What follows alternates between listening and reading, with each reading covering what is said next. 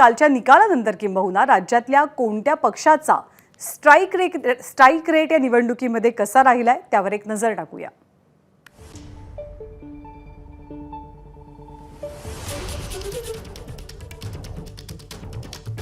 महाराष्ट्रातला strike rate कसा आहे? भाजपने एकूण 28 जागा लढवल्या, त्यापैकी 9 जागा जिंकल्या। 33.33 भाजपचा स्ट्राईक रेट।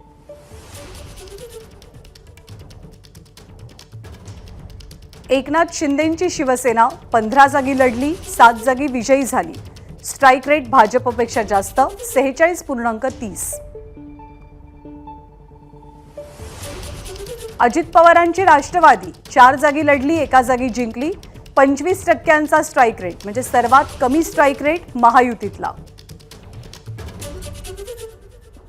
यानंतर महाविकास आघाडी, शिवसेना उद्धव बाळासाहेब ठाकरे 21 जागा हा पक्ष लढला, त्यापैकी 9 जागा जिंकला। स्ट्राईक रेट होता 42.85%। राष्ट्रवादी शरदचंद्र पवार पक्ष 10 जागा लढवल्या, 8 जागा जिंकल्या। 80% स्ट्राईक रेट।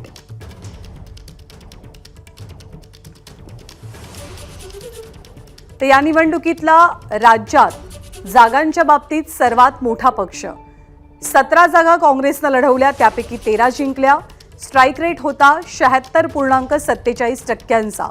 तर राज्यामध्ये सर्वाधिक स्ट्राईक रेट राहिला शरद पवारांच्या पक्षाचा, तर सगळ्यात कमी स्ट्राईक रेट अजित पवारांच्या राष्ट्रवादीचा।